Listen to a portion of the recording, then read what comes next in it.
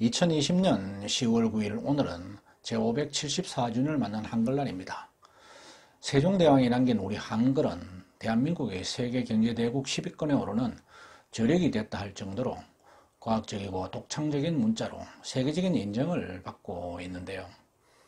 1443년 훈민정음 반포 이후 한자에 대비되는 언문으로 치부되고 연산군의 탄압도 받았지만 지혜로운 사람이면 아침나절이 되기 전에 이해할 수 있을 정도로 배우기가 쉬워 중인계층과 부녀자를 중심으로 널리 보급되었고 닭울음 소리나 개 짖는 소리까지 표현할 수 있는 뛰어난 표현력으로 입으로만 전해지던 우리 구비문학의 자리를 한글문학으로 활짝 꽃피울 수 있게 해주었습니다. 1894년 가보개혁 때 모든 국민은 한글로 쓰되 한문을 부기하거나 혼용할 수 있다는 법이 제정되면서 한글은 창제 450년 만에 공식적으로 나랏말의 지위를 갖게 되었습니다.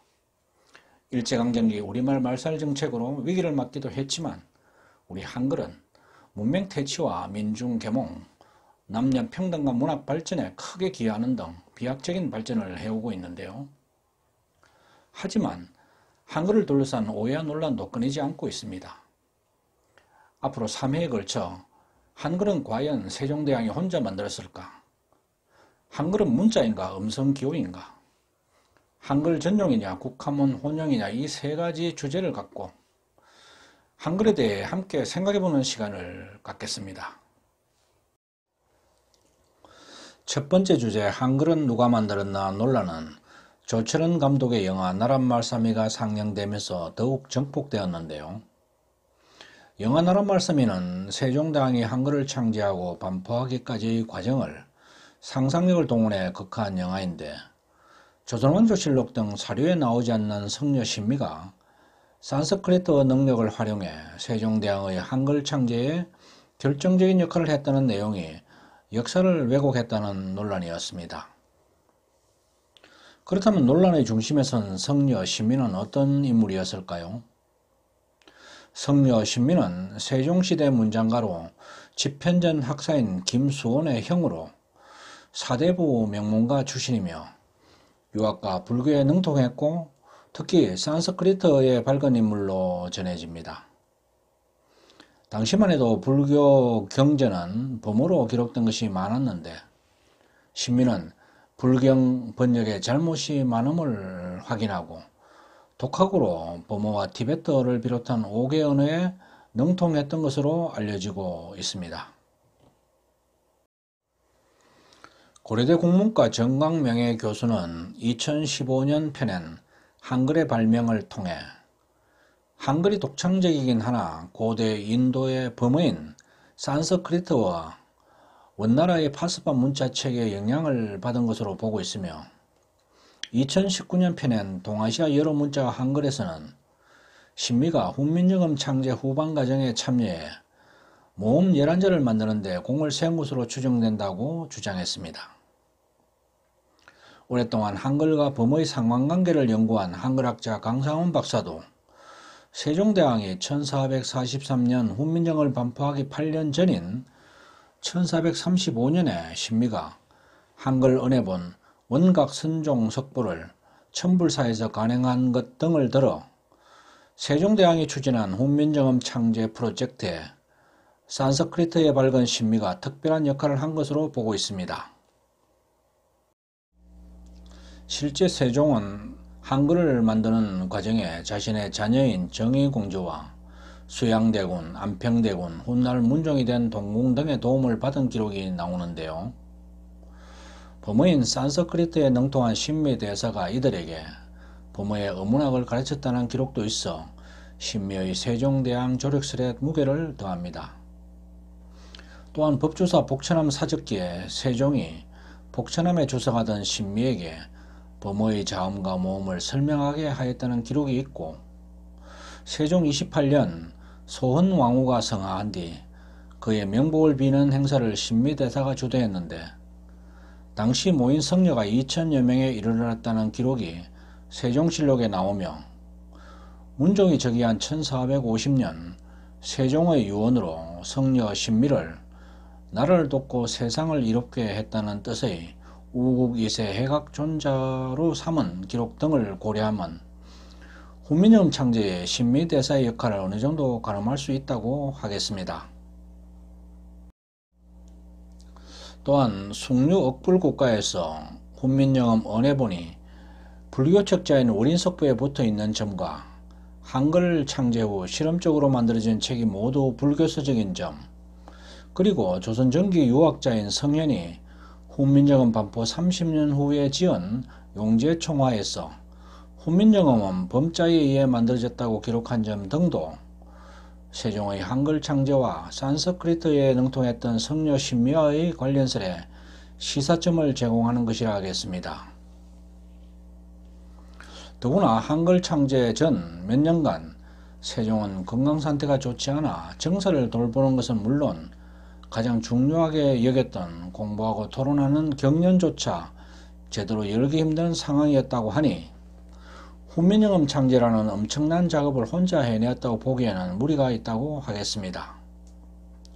이런 점들을 종합 고려하면 영화적 상상력으로 신미를 한글 창제와 관련해 세종대왕에 도움을 준 밀접한 인물로 설정한 조철현 감독의 영화는 결코 무리가 아니라는 생각이 들기도 합니다.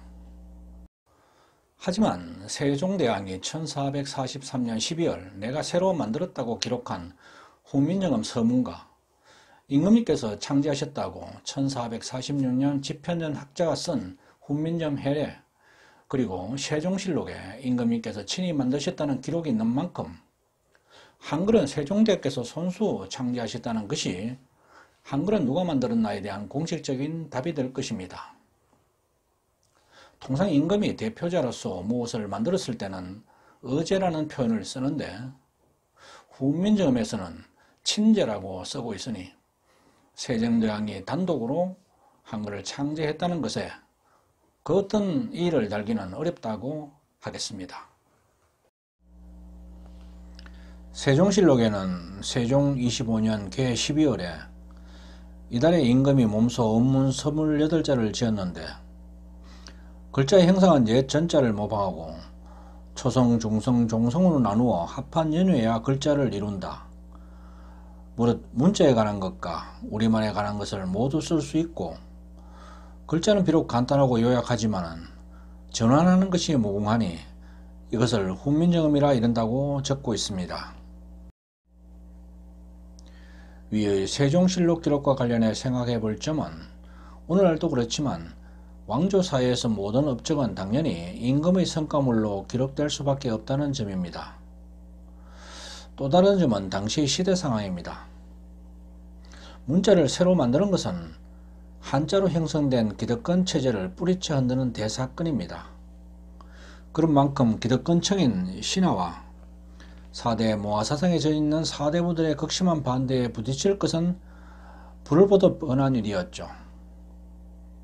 이런 점으로 한글 창제에 집현전 학사들을 참여시키지 않은 것은 분명해 보입니다.